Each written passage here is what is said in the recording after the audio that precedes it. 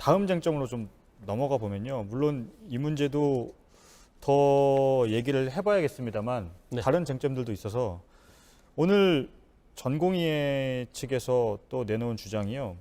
병원 문제와 함께 또 의사수를 늘려도 지역 간 격차 이 문제를 해결하려면 결국은 의료 수가를 정상화해야 된다. 기피 전공과 인기 전공 사이 격차를 줄여야 된다. 이런 주장을 했거든요.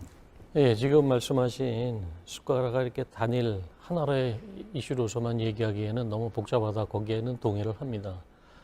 그렇지만 저도 이제 가장 기본인 그 진찰료 인상에 관해서 뭐 토론회도 했고 또 복지부 관계자도 모시고 얘기해봤고 뭐 거기에 관한 연구기관하고 얘기해봤고 사실 이런 주장은 뭐 언제부터 시작이 됐는지 너무 오래돼서 잘 모르겠습니다. 정부는 반응이 없고요. 저희가 수가를 올려달라는 것은 그걸로 인해서 급여 상승 그거보다는 의료를 제발 좀 정상화할 수 있도록 구조 변경을 하자는 얘기입니다.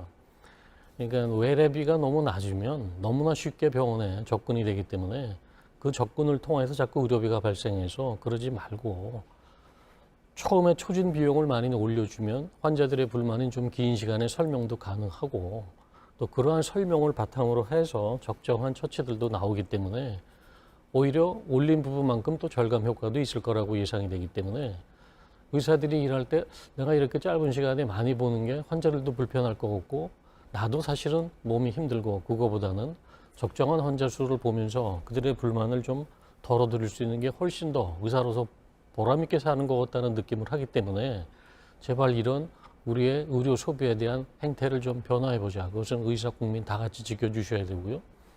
또 우리가 세계에서 수진율이 1위입니다. OECD 평균보다 무려 2.6배를. 그러면 그만큼 우리가 덜 건강한 건가요? 꼭 그렇지도 않습니다. 그런데 이게 너무나 의사 접근이 지금 쉽고 접근도가 세계 1위이면 뭐 부정하기가 굉장히 힘들고요. 오죽하면 외국에 이민 갔던 사람도 10시간 비행기를 타서 와서 그 다음날로 여기 와서 진료받는 걸 선호할 정도로 대기 시간도 짧고 그러니까 의사 수가 적다는 주장을 하려면 실제 현장에서는 어떤 일이 벌어지는 것과 맞아떨어져야 되는데 적다는 주장과 맞아떨어지지 않는 현상들이 너무 많아서 수진율 세계 1위에 대기 즉각적인 대기고 원하면 하루에 전문의 진료를 2인 3인까지 볼 수 있는 세계 유일의 나라입니다. 그러니까 그것까지 이루어놨는데 거기에서 이제 좀 더 잘해보자고 너무 성급하게 나가시는 건 좋지만 저희도 의료비 너무 많이 늘어나는 거 걱정하는 사람들이고요. 그거보다는 보다 더 의사답게 살 수 있도록 구조 변경을 해보자는 거죠. 즉 사람이 하는 일에 좀 더 거기에 돈이 가야 되는 거고 기계에 가거나 이러는 데는 오히려 그거에 대한 차등이 있어야 되고요.